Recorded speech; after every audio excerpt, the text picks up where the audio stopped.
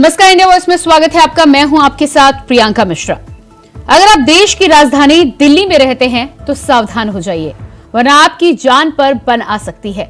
दरअसल दिल्ली की आबोहवा जहरीली हो गई है और आलम यह है कि अशोक विहार इलाके में AQI 999 दर्ज किया गया है, जो कि WHO के मापदंड से 200 गुना ज्यादा है। आज इसी पर करेंगे बातचीत, लेकिन इससे पहले आपको दिखाते हैं एक रिपोर्ट।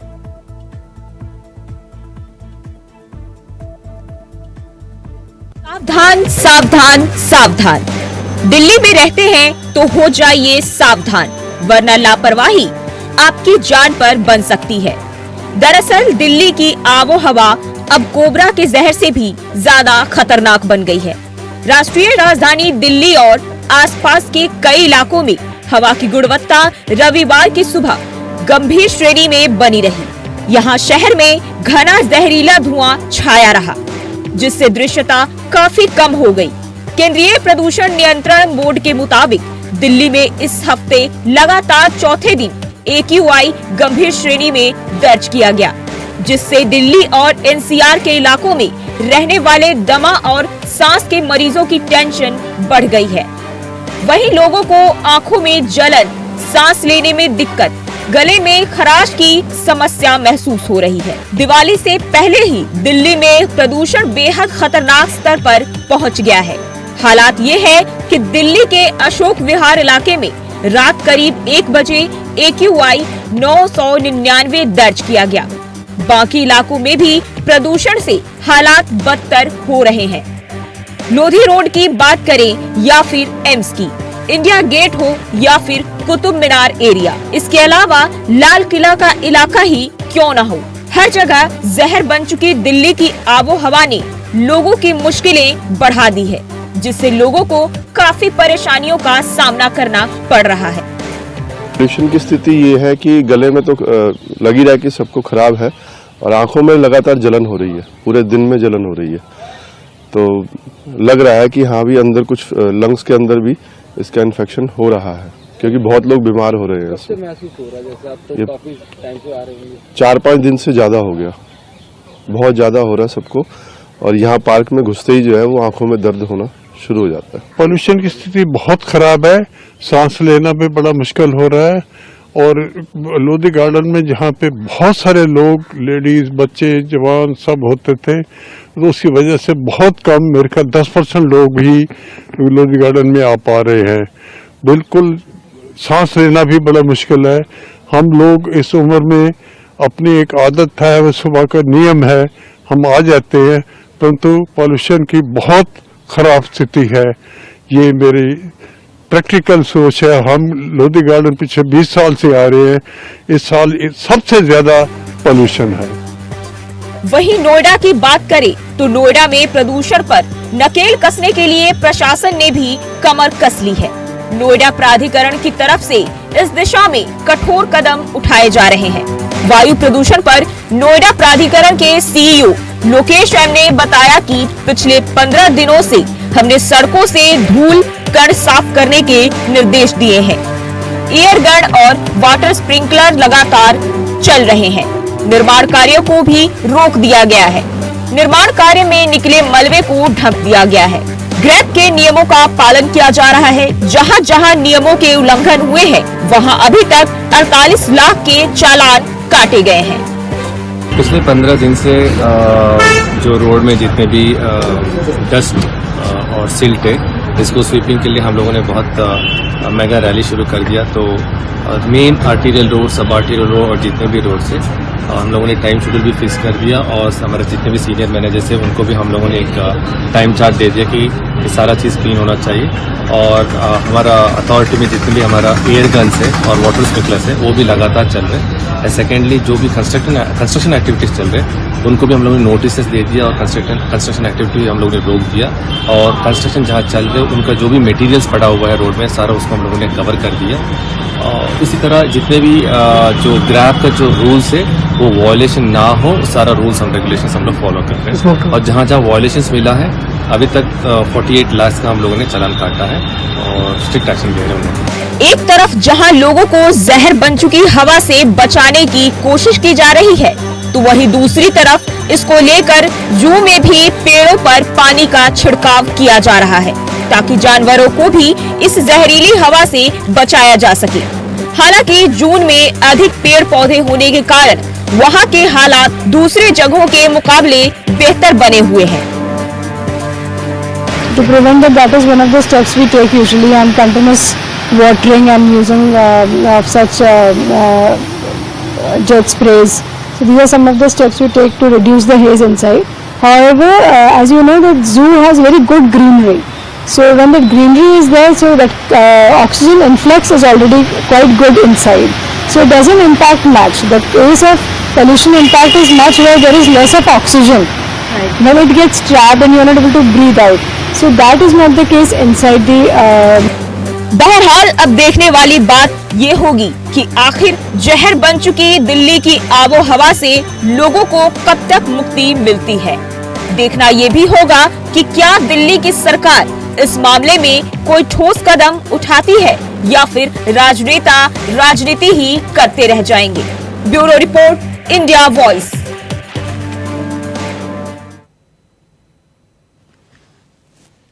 तो जिस तरह से दिल्ली एनसीआर की आबोहवा जहरीली हो चुकी है, ऐसे में आपको दिखाते हैं कि वैज्ञानिकों ने क्या क्या चिंता वायु प्रदूषण को लेकर जताई है। दिल्ली के कई हिस्सों में AQI 500 के पार, ये विश्व स्वास्थ्य संगठन के निर्धारित मानक से ज्यादा। शिकागो विश्वविद्यालय के एनर्जी पॉलिसी इंस्टीट्यूट के अनुसार इस हवा से कई बीमारियों का खतरा है। जहरीली हवा से साल दर साल ये खतरा बढ़ता जा रहा है। वैज्ञानिकों ने दिल्ली में साल दर साल बढ़ते प्रदूषण को लेकर जताई चिंता। दिल्ली के कई हिस्सों में AQI 500 के पार, आज तो 999 भी दर्ज किया गया। इस हवा में सांस लेने से 11 साल तक कम हो सकती है दिल्ली वासियों की जान। तो ये बड़ी चिंता है और इसके साथ ही आपको ये भी दिखाते हैं कि वायु प्रदूषण से कौन कौन सी बीमारियां होने का और कौन सी बीमारियां बढ़ने का खतरा होता है। तो अधिकतर लोगों को सर्दी, खांसी और आंखों में जलन की समस्या ये आम है। पोल्यूशन के कारण आंखों में पानी आना, आंखें लाल होना, आजकल जिस तरह से मौसम है, AQI है, हर उम्र के लोगों को सांस लेने में दिक्कत होती है। सुबह शाम ये परेशानी ज्यादा होती है। लंबे समय तक चलने वाली बीमारियों का खतरा भी बढ़ जाता है। इसके अलावा फेफड़ों के साथ ही शरीर के अन्य अंगों पर भी वायु प्रदूषण का पड़ता है असर। हार्ट और इन्फ्लेमेटरी बीमारियों के ट्रिगर होने का खतरा बढ़ जाता है। लगातार पोल्यूशन में रहने के कारण शारीरिक और मानसिक स्वास्थ्य दोनों पर ही पड़ता है बुरा प्रभाव। प्रदूषण के संपर्क में रहने वाले लोगों में बढ़ता है स्ट्रेस। गंभीर स्थितियों में डिप्रेशन का जोखिम भी बना रहता है। अधिकतर लोगों को खांसी, सर्दी और आंखों में जलन की समस्या होती है। तो ये तमाम तरह की बीमारियां हैं जो वायु प्रदूषण बढ़ने से आम आदमी में बढ़ती है। और खबरें तो यहां पर ये है, वैज्ञानिकों ने ये भी चिंताएं जताई है कि लगातार इसी तरह के प्रदूषण में यदि हम रहते हैं, साल दर साल जिस तरह से प्रदूषण बढ़ रहा है, ऐसे में दिल्ली एनसीआर वालों के लिए खतरा ये है कि उम्र घट रही है और ये उम्र 11 साल तक कम हो सकती है आम आदमी की। बड़ी चिंता का विषय है और इस पर लगातार चर्चाएं भी होती हैं, लेकिन देखते हैं क्या कुछ नतीजा आने वाले समय में निकाल पाती हैं सरकारें या नहीं। हमारे साथ चर्चा करने के लिए कुछ ही समय में मेहमान जुड़ेंगे, आपका परिचय भी मैं कराऊंगी। इसी बीच आपको बता दूं कि लगातार दिल्ली एनसीआर में जिस तरह से वायु प्रदूषण को लेकर, स्मॉग को लेकर खतरा बढ़ा है, पोल्यूशन की वजह से AQI 500 से लेकर 999 अलग अलग हिस्सों में दर्ज किया गया है। तो हमारे साथ मेहमान जुड़ चुके हैं। सबसे पहले आपका परिचय मैं करा देती हूं। हमारे साथ डॉक्टर नरेश चावला जी, उपाध्यक्ष TMC से जुड़ चुके हैं। बहुत स्वागत है आपका सर कार्यक्रम में। इसके अलावा डॉक्टर देवराज राय हमारे साथ जुड़ चुके हैं, जनरल सेक्रेटरी IIMA से हैं, आपका बहुत स्वागत है। आनंद आर्य जी पर्यावरणविद हैं, बहुत स्वागत है आपका भी। और कविता अशोक पर्यावरणविद हमारे साथ जुड़ चुकी हैं, आपका भी बहुत बहुत स्वागत है। तो सबसे पहला सवाल डॉक्टर नरेश आपसे ही मेरा होगा कि जिस तरह से ये AQI दिल्ली एनसीआर का है और वायु प्रदूषण, एयर पोल्यूशन जिस तरह से बढ़ रहा है, आम आदमी की यदि हम बात करें तो क्या कुछ ऐसा है जिसको लेकर हमें सावधानी बरतने की जरूरत है और कैसे हम डील करें इसे?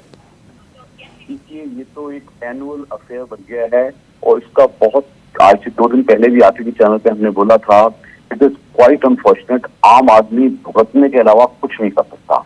जहां तक मैंने पहले भी कहा था, जो बच्चे हैं, जो बड़े बूढ़े हैं, जिनको कॉन्कोमिटेंट डिसीजेज हैं, ऐसे लोग और ऐसे लोग जिनको कि पर्टिकुलरली सांस की बीमारी है, जिनको कोई ब्रोंकियल अस्थमा है, जिनको कोई एलर्जिक ब्रोंकाइटिस है, जिनको कोई सीओपीडी है, इन लोगों को तो सबसे पहला मेरा एक ही सुझाव रहता है कि आप घर से कम बाहर निकलिए, और बाहर निकलिए तो हमेशा मास्क पहनिएगा। Try to be indoors till early morning hours में भी और शाम को लेट इवनिंग आवर्स में भी। अगर धूप निकली है तो आप निकलने की कोशिश कर सकते हैं। इसके अलावा जो भी आपकी दवाएं चल रही हैं उनको बाखूबी तरीके से लीजिएगा, और एक्सट्रीमली इम्पोर्टेंट कि हाइड्रेशन अच्छा रखिएगा अपना। और एक चीज और, अक्सर लोग मैंने देखा है कि कुछ छूट तकलीफ होती है तो अपना सेल्फ मेडिकेशन या केमिस्ट से कुछ मेडिकेशन ले लेते हैं। ऐसा मत कीजिएगा। आप अपने डॉक्टर के टच में, अपने फिजिशियन के टच में रहिएगा। अगर आपको कोई बीमारियां ऐसी हैं जिससे सांस बहुत बिगड़ता है, अगर फिर भी आपका सांस ज्यादा फूलता है, वो आपको घुटन होती है सांस में, तो आप बाकायदा अपने फिजिशियन या अपने चेस्ट स्पेशलिस्ट को जाइएगा। वो आपको जो गाइड करे वही आप मानिएगा। More important, I just add to it, देखो इसी वही आपका चैनल ये प्रोग्राम दे रहा है, बहुत खुशी की बात है। आई थिंक मीडिया का भी एक बहुत बड़ा रोल है, गवर्नमेंट पे दबाव बनाया जाए। मैं 2-3 दिन से चैनल्स पे टीवी प्रोग्राम दे रहा था तो एक ही था, एक पार्टी दूसरे को दोष देती है, दूसरी पार्टी पहले को दोष देती है। ऐसा नहीं चलेगा। हमें कुछ ना कुछ सरकारों को बहुत जल्द करना पड़ेगा। मैंने पहले भी कहा है बात, लंदन में अगर 30 से ऊपर 30 AQI चला जाता है ना तो they declared a national medical emergency. मेरे देश में, हमारे देश में तो हमें आदत सी पड़ गई है कि हर साल हम चुपचाप, please I think we have to pressurise the government. बिल्कुल, तो सरकारों को ध्यान देने की जरूरत है और अपने स्तर पर भी हम जो कुछ भी कर सकते हैं अपने बचाव के लिए और साथ ही साथ पर्यावरण के बचाव के लिए हमें करना चाहिए। डॉक्टर देवराज जी, जिस तरह से यहाँ पर डॉक्टर नरेश का कहना है कि तमाम सावधानियां तो हमें बरतनी ही है, खासकर जो बीमार लोग हैं, लंबे समय से बीमार लोग हैं, फिजिशियन के संपर्क में रहना चाहिए। एक जो चीजें निकलकर अब सामने आ रही हैं जिस पर लोग पहले ध्यान नहीं देते थे कि पोल्यूशन की वजह से आपको स्ट्रेस, डिप्रेशन, इस तरह की शारीरिक के साथ साथ मानसिक बीमारियों का भी खतरा बढ़ जाता है और लंबे समय तक बढ़ता है, जिनको व्यक्ति समझ ही नहीं पाते हैं। इस स्थिति में क्या करना चाहिए और हम अपने बचाव के लिए या खुद को काम रखने के लिए इस दौरान क्या कर सकते हैं? जैसे कि प्रदूषण जो हम बात जिसकी हम चर्चा कर रहे हैं, ये मैं कहूँगा बीमारियों की जड़ हो गई है। हम लोग एज ए डॉक्टर हमेशा अपने मरीजों से कहते थे कि भाई सुबह सुबह घूमने जाया करो, योगा करो, एक्सरसाइज करो, जाओ, और आज मजबूर होकर हम ये कहते हैं भगवान के लिए भैया सुबह मत निकलना, क्योंकि सारा आपका स्मोक गार्डन के अंदर है, सड़कों के ऊपर है, आपको रेस्पिरेशन लेने में बड़ी तकलीफ हो रही है। और खासतौर से बुजुर्ग लोग 70-80 की उम्र वाले, 60 से ऊपर वाले, कुछ ना कुछ उनको खांसी वगैरह की बीमारियां चली रही हैं। कईयों को हाइपरटेंशन है, कईयों को डायबिटीज है, और ये प्रदूषण यानी जो पोल्यूशन की वजह से उनके ऊपर इसका और ज्यादा दबाव बढ़ता जा रहा है। और खासतौर से अगर हमने इसका अगर पूरी स्टडी करके देखें तो जो हमारी यंग लेडीज हैं, जो प्रेग्नेंट है, वो अंडरवेट बच्चे उनके पैदा हो रहे हैं, उन बच्चों को बीमारियां हो रही हैं, खुद को उनको परेशानियां हो रही हैं। ये सारी समस्याएं एक के बाद एक आ रही हैं। आप सुबह सुबह अपने घर से बाहर निकलिए, 10 मिनट के लिए आप घर के बाहर खड़े हो जाइए, आपको आंखों को एकदम चुभन चालू हो जाएगी, जलन चालू हो जाएगी, गले के अंदर ऐसे लगेगा जैसे कुछ प्रकार के कण आपके गले के अंदर जाके आपको खराश पैदा कर रहे हैं जी। इसके अंदर मैक्सिमम हमारी lower respiratory diseases, upper respiratory diseases बहुत ज्यादा बढ़ती जा रही है। जिन लोगों को एस्थमा की शिकायत थी वो एस्थमा की शिकायत और बढ़ गई है, सीओपीडी हो गया। और इन बीमारियों की वजह से जो कोमॉर्बिड कंडीशन है, जिनको अगर थायराइड या जिनको अगर हाइपरटेंशन था, लिवर की डिजीज, उसके ऊपर भी असर पड़ रहा है। तो इन ऑल मैं अगर कहूँ तो प्रदूषण, जैसे आपने खुद बोला कि 11 साल उम्र आपकी कम हो जाती है, सरकार को शर्म आना चाहिए इस सोचते हुए कि एक जनता जो कि आपके लिए एक एसेट है, ये जो पॉपुलेशन है देश के लिए एसेट होती है, आप 11 साल पहले उनको उनका जीवन खत्म करने में लगे हैं। और मुझे समझ नहीं आती, सरकार को कहते हुए भी नहीं आ रहा कि हमारे यहाँ इस वक्त AQI 999 हो गया है, जैसे कि बड़ी गर्व की बात हो। जी बिल्कुल आनंद, हाँ ठीक है आनंद आर्य जी, आपके पास मैं आना चाहूंगी। जिस तरह से सरकार कह रही, डॉक्टर देवराज जी बोल रहे हैं, ऐसे में कई लोगों के बयान, मैं कल ही एक बयान सुन रही थी और उसमें उनका कहना था कि 10 साल पहले भी पोल्यूशन होता था लेकिन तब लोगों को पता नहीं होता था, इसलिए लोग इस बारे में बातचीत नहीं करते थे, आज बातचीत करते हैं। लेकिन यहाँ पर बड़ी बात यह है कि लापरवाही हमारी तरफ से भी है, सरकारों की तरफ से भी है, तभी हम इसको लेकर सीरियस नहीं होते। मैं आपसे यहाँ पर जानना चाहूंगी, आप पर्यावरणविद हैं, क्या कुछ आप करते हैं इस पोल्यूशन से लड़ने के लिए? और बूंद बूंद से क्योंकि सागर भरता है, तो हमारे दर्शकों को, आम आदमी को, हमें ऐसा क्या करना चाहिए कि हम अपना थोड़ा सही लेकिन कंट्रीब्यूशन दे सकें? देखिए, सबसे बड़ी बात तो ये है कि जो भी कॉमन ऑर्डिनरी सिटीजन है हमारी तरह का, उसको सबसे पहले अपनी आवाज उठानी चाहिए। और जैसे आप देख रहे हैं, कविता जी हैं आपके शो पे, मैं हूँ, हम लोगों ने बहुत आवाज उठाई है। सुप्रीम कोर्ट गए हैं, एनजीटी गए हैं, हम लोग दिल्ली हाई कोर्ट में गए हैं। तो आज ये नहीं हम कह सकते कि हमको नहीं पता कि पोल्यूशन का सोर्स क्या है, नंबर 1। नंबर 2, हम ये नहीं कह सकते कि उसका निदान क्या है। सब पता है, हमें ये पता है उसको कैसे करना चाहिए, उसके लिए फंड्स कहाँ से आएंगे, अमाउंट्स कहाँ से आएंगे, वो सब आइडेंटिफाइड है। अब उसके बाद तो सिर्फ एक चीज रह जाती है कि जो आपने प्लान ऑफ एक्शन बनाया हुआ है, 1 साल का, 2 साल का, 5 साल का, वो आप इम्प्लीमेंट नहीं किए हैं पिछले 11 साल के अंदर जी। और इस साल तो दिल्ली सरकार ने, मुझे लगता है कि पूरे हाथ खड़े कर दिए हैं। दिल्ली के चीफ मिनिस्टर की आवाज नहीं सुनी।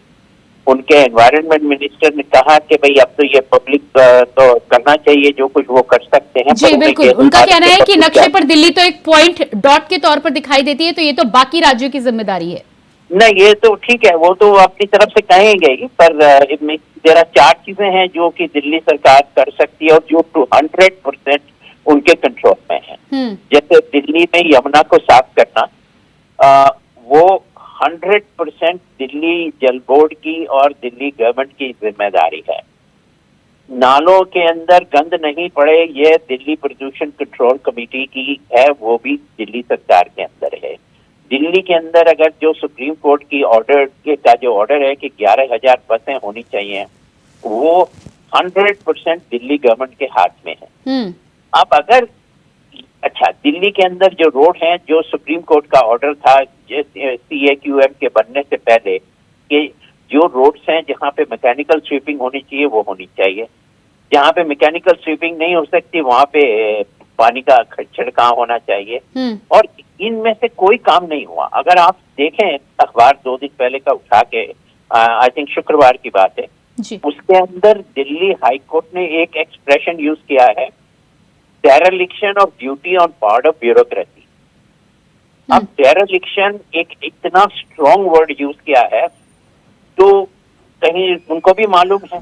अब मेरी शिकायत इस समय सुप्रीम कोर्ट से है, दिल्ली हाई कोर्ट से है, एनजीटी से है, कि उनके पास जो पावर्स हैं वो यूज नहीं कर रहे। आप कह तो रहे हैं, दिल्ली सुप्रीम कोर्ट के 3 जजेस बोले दिल्ली गैस चैम्बर बन गई, हाई कोर्ट के 2 जजेस बोले डेरेलिक्शन ऑफ ड्यूटी है।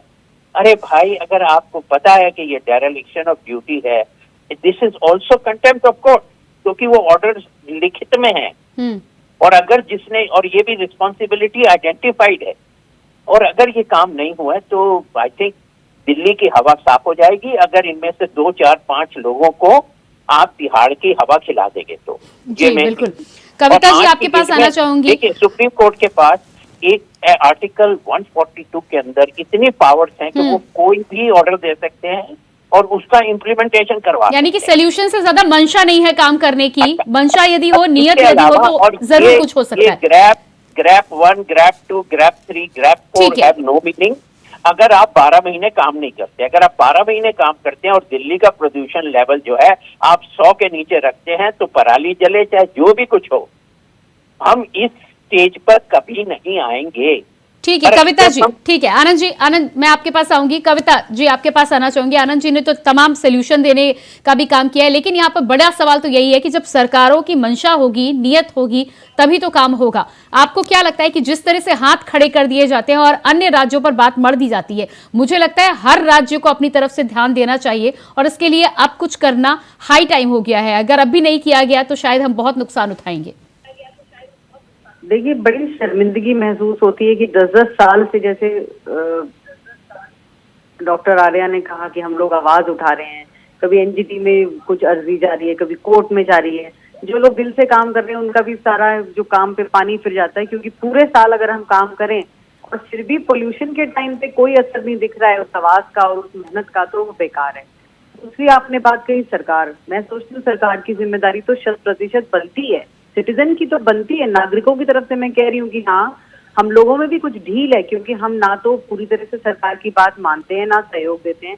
अभी मैंने 2 दिन पहले यहाँ छतरपुर में, आप कल भी शो पे कहा था बहुत सारे टीवी शोज पे कि छतरपुर में आग लगी हुई थी, इतने भारी पोल्यूशन में भी कूड़ा जल रहा था, उसकी कंप्लेन की गई और वो तुरंत 1 घंटे के अंदर उन्होंने बुझा दी। बहुत अच्छी बात है, मैं तो शुक्रगुजार हूँ कि कंप्लेन उन्होंने सुन ली। मगर आप ये सुनिए कि कहीं ना कहीं ग्राउंड लेवल पे भी वो काम जो है वो ढंग से नहीं हो रहा है। मैनेजमेंट पूर है कि इतने पोल्यूशन के बाद भी आप कूड़ा जला रहे हैं, तो इसका मतलब ग्राउंड लेवल पे भी जो कर्मचारी काम कर रहे हैं वो ढंग से नहीं कर रहे। और सरकार की पॉलिटिकल विल तो इतनी स्ट्रांग अगर होती ना, तो ये पोल्यूशन बिल्कुल इस समय 100 पे होता। 1000 का पोल्यूशन चल रहा है, स्कूल बंद कर दिए, हम लोगों के सबके गले खराब, आंखों में पानी, जिनको अस्थमा है मैं तो समझ भी नहीं सकती वो कैसे जी रहे हैं इस शहर में। दिल्ली इतना अच्छा शहर है, मैं सोचती हूँ मुझे तो खुद को ही इतना प्यार है, मैं दिल्ली छोड़ के जाने को तैयार नहीं हूँ, और मैं क्यों छोड़ूं। मैं ये कहती हूँ सरकार से कि हम शहर क्यों छोड़ें, आप शहर की हवा बदलिए जी, सही मायने में आप शहर की हवा बदलिए। यहाँ के नागरिक इसलिए आपको वोट नहीं देते हैं साल भर दर साल की हम आपको हर बार वोट दें और आप हमें इलेक्शन में वादा करें। ठीक है कविता जी, लेकिन आप कह रहे हैं, लेकिन सरकार तो कह रही है कि वो कुछ कर ही नहीं सकते। मैं आपसे जानना चाहूंगी वो क्या क्या कर सकते हैं। आनंद जी ने बहुत सारे एग्जाम्पल्स दिए हैं, मैं आपसे जानना चाहती हूँ क्या क्या कर सकते हैं जिससे इसे कंट्रोल में लाया जाए। मेरी रीडिंग तो ये है कि मैंने तो 4 दिन पहले भी दिल्ली के बॉर्डर पे पराली जलती देखी है, मेरे पास वीडियो हैं और मैंने शेयर भी करे हुए हैं। जब पराली जल रही है, और कौन कहता है कि पराली नहीं जल रही, खूब बेधड़क जल रही है इस बार आग, खूब जल रही है किसानों के खेतों पे, मैंने खुद देखी है और मैं रिकॉर्डिंग करके लाई हूँ। आप किसानों के साथ बैठ के क्या ढंग से तालमेल नहीं बिठा सकते? ये सरकार की जिम्मेदारी है कि नागरिक जाएगा वहां पर बात करने और नेगोशिएट करने और उनको मशीनें देने, उनको टेक्निक देना, नई टेक्निकल नो हाउ उनको दीजिए, आप मशीन दीजिए।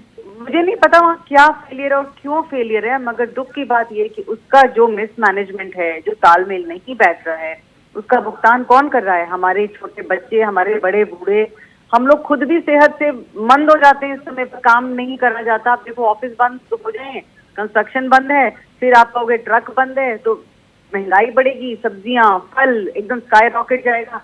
तो जो ढील सरकार देती है ना पूरे टाइम पोल्यूशन के आने से पहले करनी चाहिए। अभी आप पौधों पे पानी छिड़क रहे हैं और हवा के वो लगा रहे हैं, वो तो मैं सोचती हूँ एकदम आप धूल झोंक रहे हैं आंखों में। जी बिल्कुल। डॉक्टर नरेश आपके पास यहाँ पर आना चाहूंगी। कई लोग हैं जिन्हें दिक्कत हो रही है, मुझे भी आज सुबह मॉर्निंग से प्रॉब्लम हो रही थी कि वॉमिटिश फील हो रहा था। यदि सांस लेने में एकदम से दिक्कत हो रही है तो इमीडिएट क्या किया जा सकता है?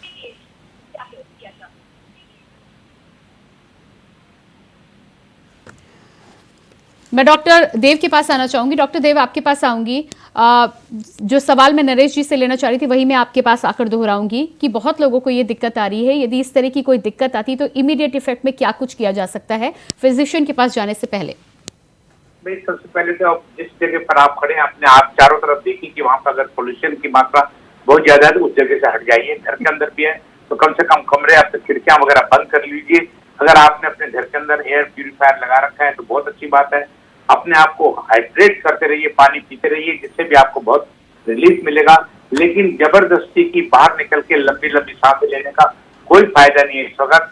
और अच्छा ये रहेगा कि अगर आपको कोई बीमारी चल रही है तो उसके लिए आप जरूर डॉक्टर से कंसल्ट करें, लेकिन पैनिक भी नहीं होने की जरूरत है। लेकिन जो बीमार है उनको जरूर कहूंगा कि उनको बहुत ही सचेत रहना पड़ेगा। अभी मैं प्रियंका जी मैं जरूर ये कहना चाहूंगा कि हमारे पर्यावरण एक्सपर्ट बैठे हुए हैं, जो बातें कहूंगा पिछले 15 साल से मैं आप लोगों के टीवी के ऊपर आके ये बातें कर रहे हैं कि हमें कोई सोल्यूशन निकालना चाहिए, लेकिन डाक के 3 पास कुछ भी सरकार कागजों के ऊपर हर चीज आती है। आप देखिए बेजिंग चाइना का 2013 के अंदर वर्ल्ड के अंदर मोस्ट पोल्यूटेड सिटी थी और 2019 के अंदर उसके आकर उनका AQI वगैरह उनका 100 PMS उसका 2.5 जो है 131 था और आज की तारीख में आके 2019 के अंदर उन्होंने उसको 31 पे ला दिया, ओनली 31 के ऊपर, जो कि WHO के हिसाब से, क्योंकि उन्होंने वार फुटिंग के ऊपर पर्यावरण को ठीक करने की कोशिश की। तो आज हमारी सरकार के क्यों नहीं कर सकती है? उनको पता है पराली पहले हमारी सरकार कहती थी कि हरियाणा मेरे हाथ में नहीं है, पंजाब मेरे हाथ में नहीं है, आज तो सब कुछ हमारे पास है भाई। आज तो अगर पराली फिर भी जल रही है, पराली के ऊपर दोष देना बेकार है। हमने एज ए डॉक्टर भी कहा, हमने एज ए पब्लिक से ओपिनियन लेने के बाद कहा कि जिस प्रकार से फॉरेन कंट्री के अंदर पराली को इकट्ठा करके एक जगह पर ला के उसको कम्बस्ट करके उसके मैन्योर बना देते हैं, आप कीजिए, आप कर सकते हैं, वो भी कर सकते हैं, लेकिन आप करना नहीं चाहते। कागजों के ऊपर आपने कर दिया। जमुना को साफ करने के लिए करोड़ों रुपए आप हर साल देते हैं। मुझे बता दीजिए क्या है, रिवर फ्रंट के ऊपर आप इतनी प्लांटेशन कर दीजिए, कि आपके दिल्ली के वालों को कम से कम वहां की हवा लेने के अंदर और पोल्यूशन को कम करने में काम आएगा। लेकिन सवाल फिर वही आ जाता है कि हम लोग उस वक्त चेतते हैं जब चीजें बहुत खराब हो जाती हैं। मैं आज भी कहूंगा, जो डीजल वाली गाड़ियों को चलो अच्छा क्या बंद कर, सीएनजी के अलावा कोई गाड़ी दिल्ली के अंदर घुसने मत दीजिए। BS4 BS5 वाली गाड़ी को अंदर मत आने दीजिए। इलेक्ट्रिक व्हीकल कीजिए, पब्लिक ट्रांसपोर्ट कीजिए। अननेसेसरी कंस्ट्रक्शन के बारे में कहा गया है, आप 2 महीने के कंस्ट्रक्शन को बंद कर दीजिए दिल्ली के अंदर। क्या दिक्कत है उसके अंदर 2 महीने बंद करने में? क्योंकि बच्चों की देखिए, आप बच्चों के स्कूल आप बंद कर रहे हैं, बच्चे क्या करेंगे? पहले भी कोविड के अंदर बच्चों ने अपने लैपटॉप के ऊपर पढ़ के अपनी आंखें खराब कर ली हैं। कंटिन्यूसली बच्चा 2-2 घंटे अगर स्क्रीन को देखता रहेगा, उसके इफेक्ट भी हम लोग उससे नहीं देख रहे हैं। और आज बच्चों को सांस की परेशानी आ रही है, समस्याएं हैं। तो लेकिन मेरे पर्यावरण वाले दोस्त बैठे, मैं उनकी तारीफ करूंगा कि वो सरकार को सचेत करते हैं, वो हाई कोर्ट जाते हैं, लेकिन रिजल्ट तो वही है ना। हम तो आज भी सहयोग आइए। जी बिल्कुल, ठीक है। आनंद जी आपके पास आना चाहूंगी। जी हाँ जी, कविता जी क्या कहना चाह रही हैं आप? मैं ऐड करना चाहती हूँ कि देखिए, सिंपल सी बात है, जिस शहर में गरीब आदमी के पास रोटी नहीं है, काम नहीं है, रहने को घर नहीं है, उसको क्या मेरे जैसे पर्यावरणविद और डॉक्टर साहब जैसे ज्ञानी लोग हम ये कह सकते हैं कि वो अपने घर में एयर प्यूरिफायर लगा ले?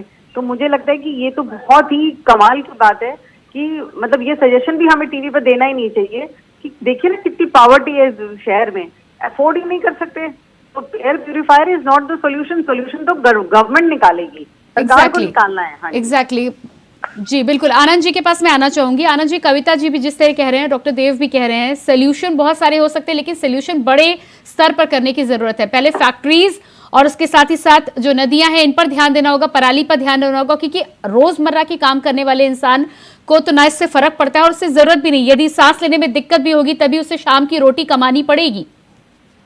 देखिए, जैसा मैंने कहा, इस देश के अंदर ब्यूरोक्रेट्स और पॉलिटिशियंस की कोई अकाउंटेबिलिटी नहीं है। और आज की डेट के अंदर तो हमारे को लिखित में है कि कौन सा काम करना है।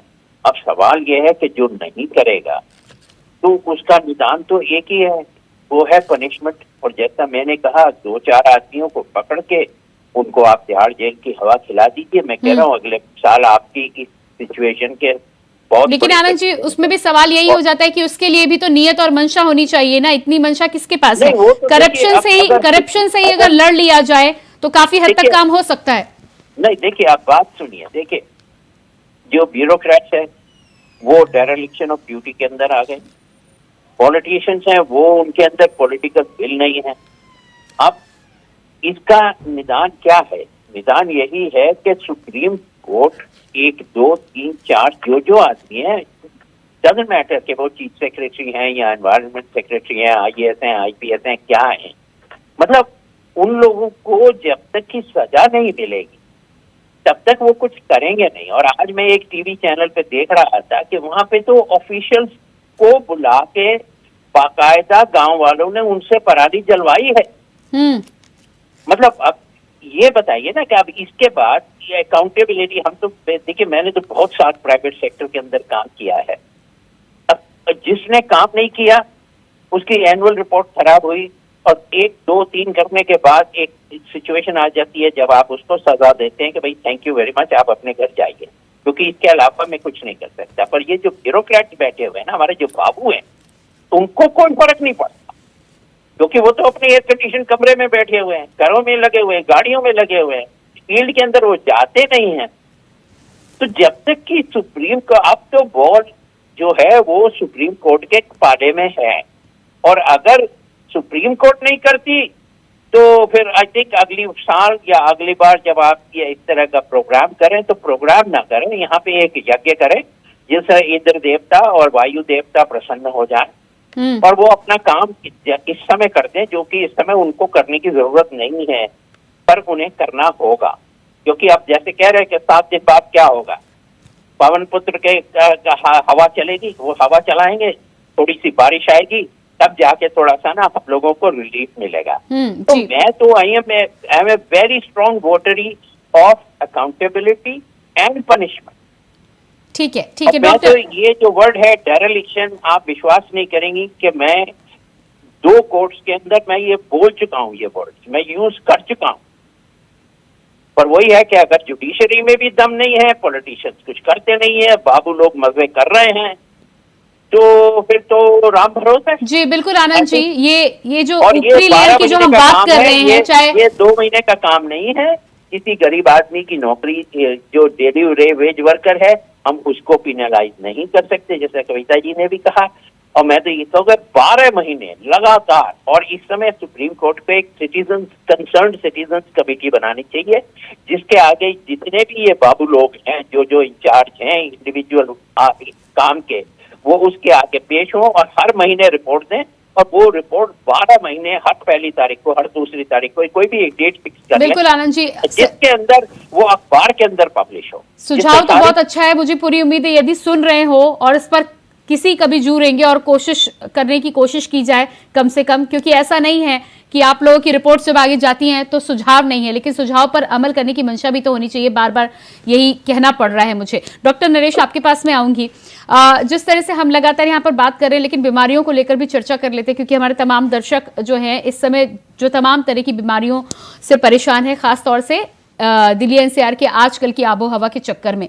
ऐसे में फिजिशियन के पास जाने के बारे में तो आपने जानकारी दे दी है, लेकिन उसके अलावा घर के अंदर रहते हैं, क्योंकि सुबह निकल नहीं सकते एक्सरसाइज करने के लिए, मौसम खराब हो चुका है, घर के अंदर रहते हुए मानसिक और शारीरिक स्तर पर अपनी हेल्थ बनाए रखने के लिए क्या कुछ किया जा सकता है? मैं आपकी इस बात का जवाब दूंगा, लेकिन मैं उससे पहले एक बात और कहना पसंद करूंगा। सबसे बड़ी बात एक ही है, दैट इज हम इस बुराई को स्वीकार करते हैं। यही डिस्कशन लास्ट ईयर नवंबर दिसंबर में हुए थे, ये अब दोबारा हुए हैं। I consider the biggest culprit is people themselves. जब मैं डिमांड करूंगा कि सरकार को करना पड़ेगा, तो सरकार करेगी।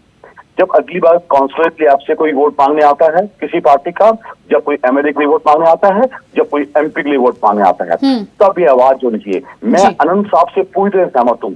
पिछले अगर 3 डेकेड्स में अगर कोई एक आदमी था जिसने एक पैराडाइम चेंज किया था, वो थे हमारे chief election commissioner T N. Seshan ji. उन्होंने पीएम तक को हिला दिया था, उन्होंने एमपी तक को हिला दिया था। तो मैं इस जुडिशियल एक्टिविज्म के हक में हूँ, सख्ती से सजाएं दी जाएं। कल अगर सोच के दिया जाए, जब हम पूरी ताकत अपने हाथ में ले लें और कुछ मार पिटाई पे आ जाएं, तो जब तक हम ऐसा नहीं करेंगे तब तक यही होता रहेगा। हम गैस चैम्बर में ही रहेंगे और प्लस हर साल हम डिस्कशन करते रहेंगे with no result at all. तो कहीं ना कहीं हमारी देश की जो सोच है, हम कहीं ना कहीं थोड़े डिसऑनेस्ट बन गए हैं at all level, from top politician downwards. तो इस चेंज को हमें चेंज करना पड़ेगा। अब मैं आपके सवाल पे आ रहा हूँ, हम घर में बैठे बैठे मैं क्या कर सकता हूँ। सबसे पहले मैं घर से बाहर निकलूं तो मैं हमेशा मास्क पहन के निकलूं। पर्टिकुलरली एल्डरली पीपल 60-70 प्लस, जिनको कोई भी chronic lung disease, chronic heart disease, kidney disease, liver disease है, कोई ऐसे चीजें हैं, और या अदरवाइज बूढ़े हैं, तो कोशिश की जाए कि सुबह के अर्ली आवर्स टिल 9 और 10 o'clock, जब तक सुबह महाशय शक्ल दीदी खाते हैं तब तक बाहर ना निकले, एंड इवनिंग में 4 बजे के बाद बाहर ना निकले। दूसरा, जनरल हाइड्रेशन का ख्याल रखा जाए, पानी अच्छा पीते रहिएगा। एक 60 kg का इंसान कम से कम 2.5-3 लीटर पानी जरूर पीजिए, ये अपने आप में बहुत ही मदद है। इसके अलावा थोड़ा स्टीम इनहेलेशन अगर आप ले सकें तो थोड़ा मदद करता है। और particularly all those people who have comorbidities, वो अपना जो मेडिकेशन है उसको ना छोड़ें, बाकू भी लिया जाए। इसके अलावा keep taking some fruits, juicy fruits, उसमें एंटीऑक्सीडेंट्स होते हैं, उससे हमें मदद मिलती है। And I would advise all the particularly respiratory बीमारियों के जो पेशेंट्स हैं, जिनको कोई क्रोनिक एस्मा या क्रोनिक ब्रोंकाइटिस या सीओपीडी बीमारी है, उनका ख्याल वो बहुत जल्दी बिगड़ता है। उनको अगर थोड़ा भी तकलीफ लगता है कि मेरा दम घुट रहा है तो they must go to their doctor. And छोटे बच्चों का जो अंडर 5 चिल्ड्रन है एंड पर्टिकुलरली जो इन्फेंट्स हैं, उनको तो कमरे के अंदर ही रखा जाए, टोटल बाहर निकालने की जरूरत नहीं है। उनको वहाँ हाइड्रेशन होना चाहिए। आजकल एक और नई कंसेप्ट आ गई है, वो थोड़ा बहुत चल भी रही है, that is deploying applying some air purifiers. जो लोग अफोर्ड कर सकते हैं, हालांकि इसका बहुत ज्यादा फायदा तो नहीं है, but air purifier is very good concept if you can afford it. But ये नहीं होता ना, मेरे घर में 5 कमरे हैं तो मैं 5 में मुझे एयर प्यूरिफायर लगाना पड़ेगा। ये नहीं है कि मैंने एक कमरे में लगा लिया और बाकी में नहीं है। तो I think these are few practical suggestions which can help the people. ठीक है डॉक्टर देव, आपके पास मैं आना चाहूंगी। तमाम बीमारियों को लेकर हम यहाँ पर जिक्र कर रहे हैं और कई बार ऐसा होता है कि नई नई बीमारियां पता चलती हैं कि एयर पोल्यूशन होने से कौन कौन सी दिक्कतें होती हैं। जो आम समस्याएं हैं वो तो आम लोगों को पता है, पर क्या ऐसी भी कोई बीमारियां हैं जो एयर पोल्यूशन की वजह से हैं और अभी तक आम लोगों के संज्ञान में नहीं है या वो जानते नहीं है? देखिए, जो मेजर बीमारियों के बारे में तो शुरू से चर्चा कर रहे हैं वो है सबसे बड़ी पोल्यूशन की वजह से रेस्पिरेटरी प्रॉब्लम्स बढ़ जाती हैं, चाहे लोअर रेस्पिरेटरी चाहे अपर रेस्पिरेटरी हो, और खास तौर से ये तो उसके बाद उनको सर्दी जुकाम का गले के अंदर खराश है। इसकी वजह से जब चीज कांस्टेंट चलती रहती है तो इसके कॉम्प्लिकेशन और बढ़ते जाते हैं। सीओपीडी जैसे कल वो कहते हैं तो उसके अंदर और परेशानी बढ़ जाती है। मैंने थोड़ी देर पहले तो बताया कि जो पोल्यूशन की मात्रा जैसे जैसे बढ़ती जाएगी, ये पॉइजनस गैसेज हमारे बॉडी के अंदर जाती हैं जो डायरेक्टली इफेक्ट करती हैं हमारे हर सिस्टम के ऊपर। इवन कि इसके अंदर कई जगह पर इसका जो कार्सिनोजेनिक पार्टिकल्स भी हम इनहेल करते हैं, और जब उसकी मात्रा कई ज्यादा बढ़ जाएगी तो धीरे धीरे जाके आपको वो भी खराब करेगी। हमेशा कहा जाता है स्मोक, जो सर्दी के दिनों में फोग कहते हैं, फोग नहीं वो स्मोक है, क्योंकि जो गंदी हवाएं हवा कम चलने की वजह से नीचे रहती हैं और उसका टेम्परेचर की वजह से नीचे रहती है, हवाएं की वजह से ऊपर नहीं जा पाती, तो उसी को हम इनहेल करते रहते हैं, तो वो जाके हमारे शरीर को और खराब करती हैं। जिनको कार्डिक प्रॉब्लम्स हैं उनको और ज्यादा परेशानियां बढ़ने लग जाती हैं, हार्ट अटैक का हो जाता है, चांसेस बढ़ जाते हैं उनके, और जो उसके साथ बीमारियां हो जाती हैं। तो ये एक सिस्टम के ऊपर नहीं है, हर सिस्टम के ऊपर फर्क पड़ता है, और इसलिए हम यही कहते हैं कि जितना हो सकता है आप अपने आप को बचा के रखिए। लेकिन सवाल वही आ जाएगा कि जो हवा है, हवा तो वही लेंगे हम, बाहर कहाँ से जाएंगे लोग? बिल्कुल, सांस तो आ जाती है, सांस तो उसी हवा में लेना। कविता जी, आपके पास आऊंगी। लगातार जिस तरह से हम सरकारों की बात कर रहे हैं, लेकिन सरकारों को सुनना और सरकारों का उसके बाद अमल करना ये पता नहीं कब होगा। आप जैसे लोग, तमाम एनजीओ से लेकर तमाम एजेंसियां जो लगातार काम कर रही हैं, मुझे पूरी उम्मीद है कि हो सकता है आने वाले समय में आपको अपने कामों में सफलता मिले। लेकिन सरकार के इतर ये जो तमाम एनजीओ हैं या आपके तरह के जो पर्यावरणविद हैं, आपकी टीम जो होती है, ये अपने स्तर पर भी क्या प्रयास कर रहे हैं? यदि कर रहे हैं तो किस तरह के प्रयास है? देखिए, हमारा प्रयास तो पूरे वर्ष चलता है। मैं तो इतनी ज्यादा छोटे छोटे प्रोजेक्ट करती हूँ। मेरा स्केल कोई सरकार जैसा थोड़ी, अगर सरकार पेड़ लगाने जाए तो लाखों लगाएगी जी। मैं लगाऊंगी अपनी ऑर्गेनाइजेशन के साथ, बच्चों के साथ, स्कूल के साथ, तो लिमिटेड ही नंबर होता है। बिल्कुल, पर ये प्रयास हमारे पूरे साल हम प्लांटेशन करते हैं। एक प्रोजेक्ट मेरा छोटा सा नो प्लास्टिक पोल्यूशन भी चलता रहता है, क्योंकि प्लास्टिक का पोल्यूशन भी बहुत भयंकर है। जो वेस्ट मैनेजमेंट है वो बहुत बुरा है। जैसे मैंने कहा कि कूड़ा बहुत उठपटांग जलता है, कलेक्शन ऑफ गार्बेज है, डिस्पोजल जो उसका क्या कहते हैं, रिसाइकलिंग का हमारा कोई सिस्टम प्रॉपर नहीं है। मतलब 1000 कारण है जो हमारे शहर जिस कारण गंदे हैं, यमुना गंदी है।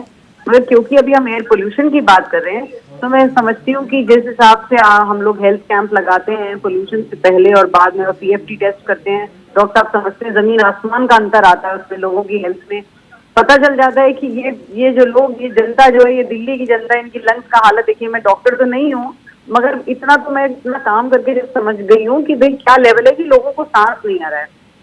अब आप देखो, हम लोग खुद भी, हमें भी सांस, अगर बाहर बैठ के हम लोग यही इंटरव्यू कर रहे होते तो सांस चढ़ चुका होता, क्योंकि इतना बुरा हाल है। तो मुझे लगता है हर व्यक्ति जो है, आप पूरे साल जो है पेड़ लगाएं और कोशिश करें। सबसे बड़ी बात है, आपके अंदर विल होनी चाहिए कोऑपरेट करने की सरकार के साथ। उससे भी बड़ी जिम्मेदारी मैं आज दिल्ली गवर्नमेंट को देना चाहूंगी कि आपके हमने हाथ जोड़ लिए, पैर जोड़ लिए, मगर आप हमें स्वच्छ हवा दे नहीं पाए। अब आप बताएं कि आप चाहते क्या हैं दिल्ली के नागरिकों से? अगली बार इलेक्शन में आपके मैंडेट में हवा आएगी तो मुझे लगेगा वो झूठा वादा मानेंगे दिल्ली के नागरिक, क्योंकि हर बार ये वादा होता है पूरा आप कर नहीं पा रहे। मैं तो यही कहना चाहूंगी। ठीक है आनंद जी, आपके पास आऊंगी। जिस तरह से हम लगातार सवाल उठा रहे हैं और आपका भी कहना है, डॉक्टर नरेश, डॉक्टर देव, कविता जी, सभी का कहना है कि जब तक सरकारें बड़े स्तर पर कुछ नहीं करेंगी तब तक इसमें कुछ होने वाला नहीं है। लेकिन आपका प्लान ऑफ एक्शन या प्लान बी क्या है? यदि सरकारें इसी तरह अपने कानों में रुई डालकर बैठी रहेंगी तो किस तरह से उन्हें जगाने का काम आपने करने का सोचा है, या आपके साथ ही और जो संस्था है, आपके साथ जो और लोग हैं, वो क्या प्रयास लगातार जारी रखेंगे? सेकंड स्टेप क्या हो सकता है? देखिए, एक चीज बड़ी क्लियर है कि जो काम सरकार का करने का है या सरकार के लेवल पे जो काम होना है, वो ना तो कोई एक एनजीओ कर सकता है, ना कोई एक सोसाइटी कर सकती है, ना एक उनका ग्रुप कर सकता है। इसमें दो राय है ही नहीं। अब सवाल ये है कि जब सरकार काम नहीं करती तो कहाँ जाए?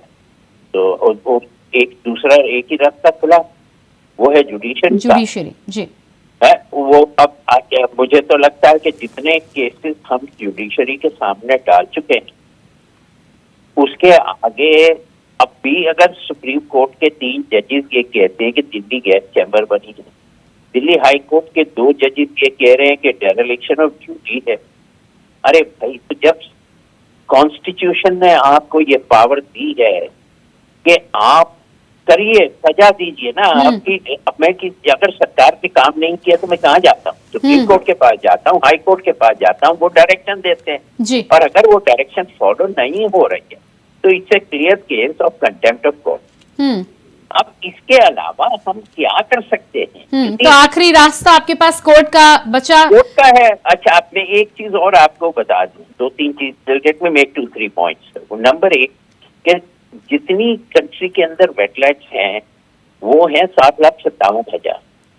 सुप्रीम कोर्ट का ऑर्डर आया था 2017 में। आज 6.5 साल हो चुके हैं उस चीज को, और अभी तक गवर्नमेंट ने उनको प्रोटेक्शन का नोटिफिकेशन नहीं किया।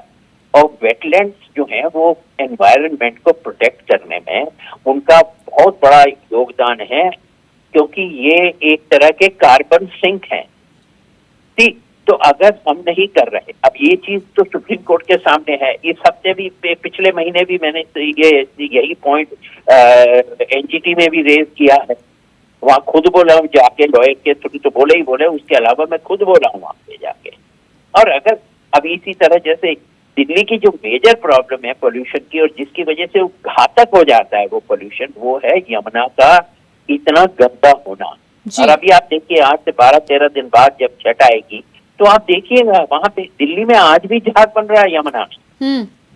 तो ये इसके लिए तो एनजीटी ने एक स्टेप 1, 2, 3, 4 करके उन्होंने ये बता रखा है कि क्या करना है, कैसे करना है, कौन करेगा, किसकी जिम्मेदारी, और पैसा कहाँ से आएगा। और एक मीटिंग में मेरे सामने तो जजेस ने, जो चेयरमैन थे एनजीटी को, उन्होंने कहा कि अगर आपके पास कोई रास्ते में रोड़ा अटकाता तो आप मेरे पास आइए, मैं देखूंगा कि वो तीसरे दिन वो आदमी वहां है या नहीं। अगर इतना कुछ होने के बाद भी अगर कुछ नहीं हो रहा तो फिर तो देश राम भरोसे। और दूसरा ये कि जैसे हमारे इंडिविजुअल की बात है कि अपनी इंडिविजुअल की डॉक्टर्स ने बहुत अच्छी तरह से एक्सप्लेन कर दिया आपको। एक चीज जो मैं कहना चाहूंगा, जिसको मैं फील कर रहा हूँ, और अभी थोड़ा दिन पहले एक रिपोर्ट भी आई थी कि जिन लोगों को कोविड हुआ और वो ठीक हो गए और यंग है, पर उसके कोविड के क्या साइड इफेक्ट्स उनकी बॉडी के अंदर वो छोड़े गए हैं, या जो है कि जिसकी वजह से हार्ट अटैक भी हो रहे हैं, बहुत लोगों को हो रहे हैं। ये बहुत रिपोर्ट्स आई हैं। और जैसा कि कहा कि 11 साल पोल्यूशन की वजह से हमारी एवरेज लाइफ खत्म हो गई है। लाइफ एक्सपेक्टेंसी 11 साल। आप सोचिए कि 11 साल एक्सपेक्टेंसी बढ़ाने के लिए सरकारों को कितने crore, thousands of lakh of crore के अंदर हेल्थ केयर इंप्रूव करनी पड़ी है। जी बिल्कुल। पर जब तक हम करेंगे नहीं, और ऐसा है नहीं है कि दूसरे देशों का हमें एग्जाम्पल नहीं पता आज की डेट में, तो आप मुझे बोलिए, मैं बता देता हूँ आपको 1 घंटे के अंदर कि अमेरिका क्या स्टेप्स उठा रहा है, चाइना क्या स्टेप्स उठा रहा है। पर उनसे कोई ऐसा कोई नया स्टेप नहीं है। हमारे यहाँ तो एक चीज ब्लैक एंड व्हाइट में लिखी हुई है। 2015 की रिपोर्ट है आईआईटी कानपुर की, वहां से लेके आज तक 25 रिपोर्ट्स हैं तैयार।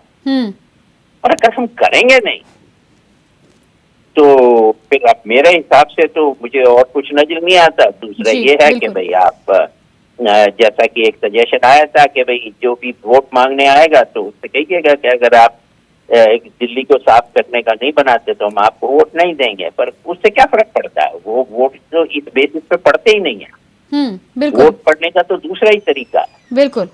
और आप वो तो फिर आनंद जी वोट के समय आश्वासन भी दे दिया जाता है, आश्वासन दे दिया जाता है और जनता एक बार फिर मान जाती है। मैं पराली का बता देता हूँ, क्या सरकार हमारी 10,000 करोड़ रुपए का बजट एक्स्ट्रा नहीं कर सकती? कर सकती है।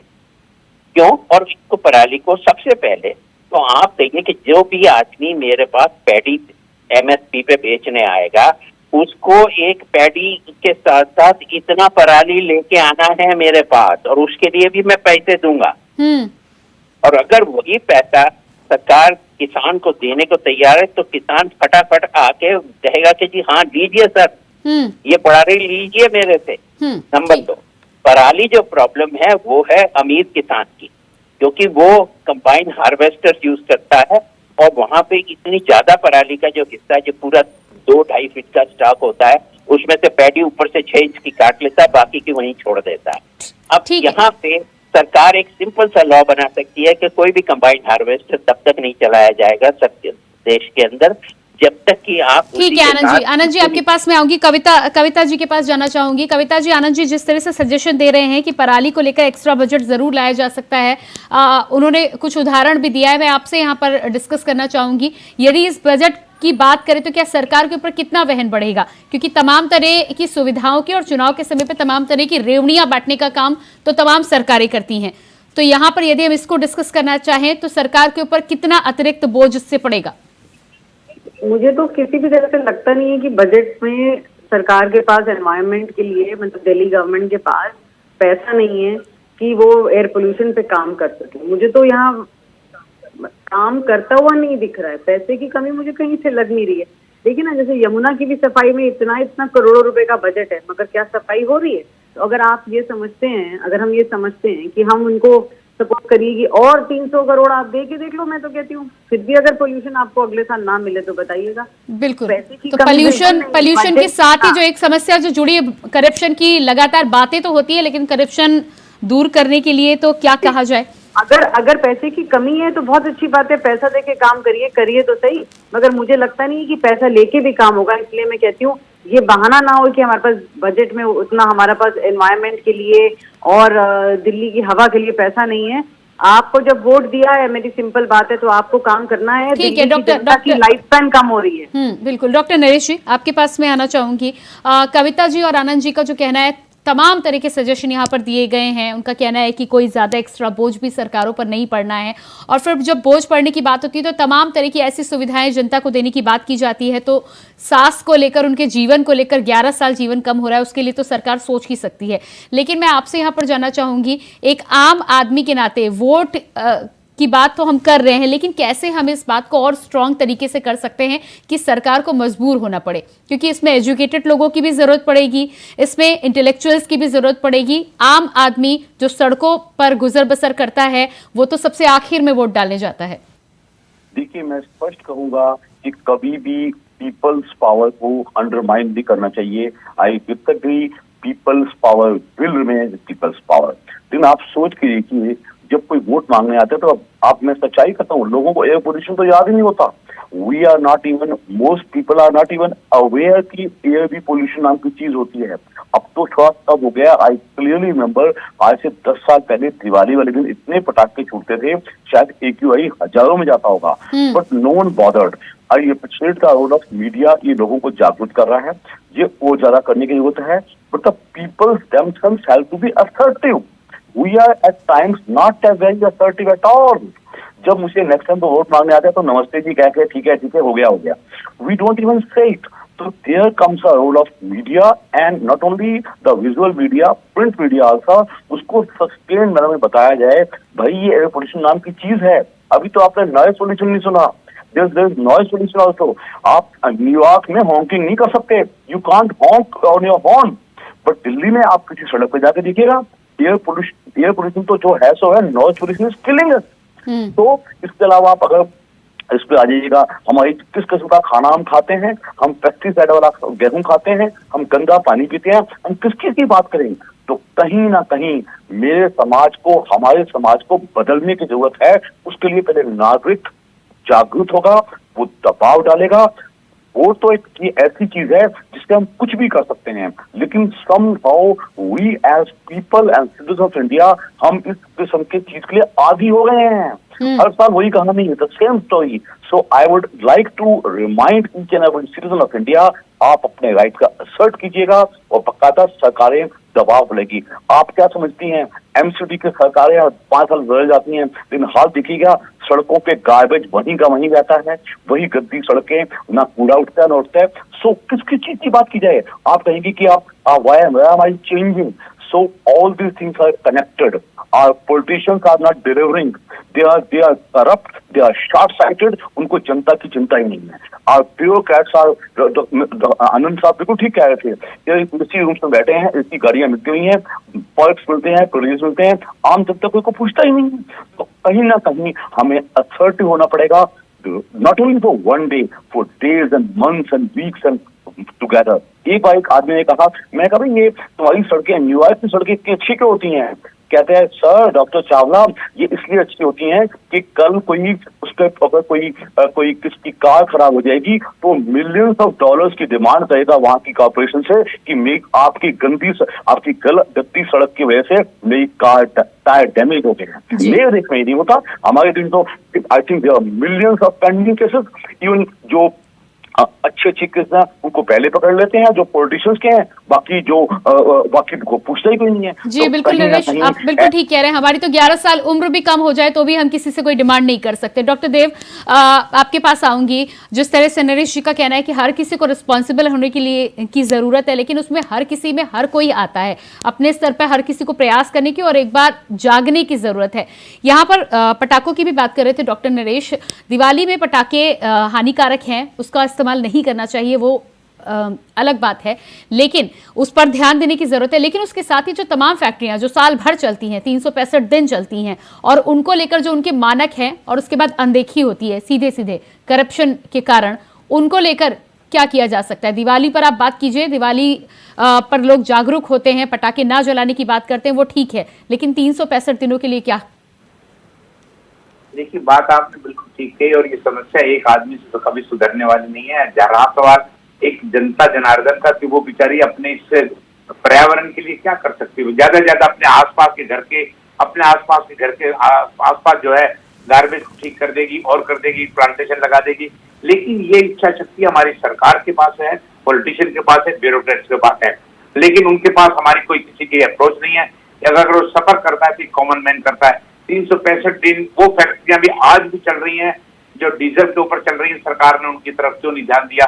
आज भी कुछ कंपनियां, कुछ फैक्ट्रियां देश के अंदर कोयले के ऊपर काम कर रही है, क्यों नहीं उसको बंद किया गया? आज भी हर जगह गार्बेज के जो माउंटेन्स बन गए उनको जलाया जा रहा है, क्यों नहीं सरकार उसकी तरफ ध्यान दे रही है? बड़े बड़े सिटी के अंदर बड़े बड़े प्यूरीफायर लगा के कम से कम कुछ तो कम होगा, पानी को स्प्रिंकल करते रहिए, वो भी नहीं कर पा रहे हैं। तो मेजर्स तो इतने ज्यादा हैं कि आप चाहे कर सकते हैं, लेकिन सबसे बड़ी समस्या आ जाती है कॉमन मैन को कोई सुनता नहीं है। कॉमन मैन के पास, देखिए पॉलिटिशियन के पास बहुत पावर है, वो उसके पावर को यूज करते हैं। Bureaucrats are not bothered for anyone, they are bothered for themselves. एक कॉमन मैन है जो अपनी स्पाइन नहीं दिखा पाता। मैं आज फिर कह रहा हूँ, अगर जिस दिन कॉमन मैन ने अपनी स्पाइन दिखा दी तो ये सब लोग ठीक हो सकते हैं, लेकिन हम लोगों ने अपने आप को सरेंडर कर दिया है, गलत चीजों में रहने की आदत सी पड़ गई है। और बाहर रहा सवाल जो आपने कहा है, अल्टीमेटली हमारे पास एक ही साधन रह जाता है, जुडिशरी। जब जुडिशरी डंडा मारती है, एक्सप्लेनेशन मांगती है, तो एमएलए से, एमपी से मांगती है, कलेक्टर से मांगती है, तहसीलदार से मांगती है, तो जुडिशरी ही इनको ठीक कर सकती है। तो वही अपनी विल पावर, अपना डंडा दिखाएगी तो कुछ हो सकता है। नहीं तो 15 साल से तो मैं बैठ रहा हूँ टीवी में आपके साथ, हर साल हम अपने सजेशन देते हैं। ठीक है, कविता जी आप कुछ कहना चाह रही थी? और डॉक्टर देव ने जुडिशरी को लेकर भी जो बात कही है, आनंद जी तो लगातार उस पर काम कर ही रहे हैं, पर क्या और स्ट्रांग तरीके से आगे आने का कुछ विचार बन सकता है आने वाले समय में? देखिए, सिटीजन की तरफ से तो देखो हमारे जैसे लोग आवाज तो उठा रहे हैं, मगर सुन कौन रहा है ना। अभी सर ने कहा कि नागरिक आवाज उठाएं। मैं मानती हूँ हर नागरिक इसमें इन्वॉल्व ही फील नहीं करता है, क्योंकि जैसे हम काम करते हैं लोगों को लगता है अच्छा ये इनको बहुत पैशन है, इनका मन लगता है इस काम में और इस सिटीजन के लिए वेलफेयर में और PIL डालने में, इनको डालने। तो सही कहा उन्होंने कि सब लोग अपनी जिम्मेदारी समझते ही नहीं है। पहली बात ये हो गई।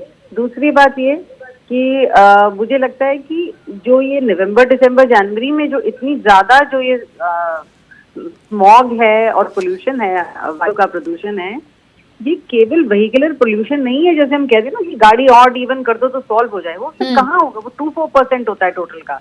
ये है पराली के कारण और वेदर कंडीशंस। जब ठंड है तो पोल्यूटेंट ऊपर उठते ही नहीं है, वो जमीनी स्तर पर सब आसपास जम जाते हैं, तो सांस लेना हमारा दम घोटू जो है वो हवा हो जाती है। तो आप मेरी तो सबसे प्रथम जो राय और सर्वप्रथम वो यही रहेगी, किसानों से बैठ के बात करिए, पराली जलाने को बंद इसलिए करिए और सबसे पहले किसानों को भी कुछ आप सोल्यूशन दीजिए। आप कह रहे हैं बायोफ्यूल है और बेलर्स हैं, तो उनको दीजिए, उनके साथ बैठिए और समझिए कि कैसे इसका सोल्यूशन होगा। जब तक आप पराली को स्टॉप नहीं करेंगे, आप हमारे घर का कंस्ट्रक्शन भी रोक देंगे ना, उससे कोई फर्क नहीं पड़ेगा, थोड़ा फर्क पड़ेगा। ठीक है, जो हवा गंदी आ रही है ये वहां से आ रही है। कविता जी, अपनी चर्चा को मुझे यही विराम देना होगा। बहुत धन्यवाद आपका। डॉक्टर देव बहुत धन्यवाद, आनंद जी बहुत धन्यवाद, डॉक्टर नरेश आपका भी बहुत बहुत धन्यवाद समय देने के लिए। तो जिस तरह से आज हम यहाँ पर चर्चा कर रहे थे दिल्ली की आबो हवा को लेकर जो चिंता बनी हुई है, चिंता हर व्यक्ति में, हर दिल्ली NCR में रहने वाले व्यक्ति के मन में है और साथ ही साथ दिल्ली के आसपास जो तमाम राज्य हैं उनमें भी आबो हवा का स्तर बहुत बेहतर नहीं है। ऐसे में अब वक्त आ गया है कि सभी राज्यों को एक साथ मिलकर जागने की आवश्यकता है और सरकारों को ये करने की आवश्यकता है कि इंसान की उम्र जो माना जा रहा है कि 11 साल तक कम हो सकती है, उसके लिए अब तो कदम उठाया जाए। तो उम्मीद यही करते हैं कि तमाम जिस तरह से आवाजें उठ रही हैं उन पर गौर किया जाएगा अलग अलग सरकारों के द्वारा। फिलहाल हमारे इस खास कार्यक्रम में इतना ही, लेकिन तब तक आप अपना ध्यान रखिएगा और खबरों के लिए बने रहिए इंडिया वॉइस के साथ। नमस्कार।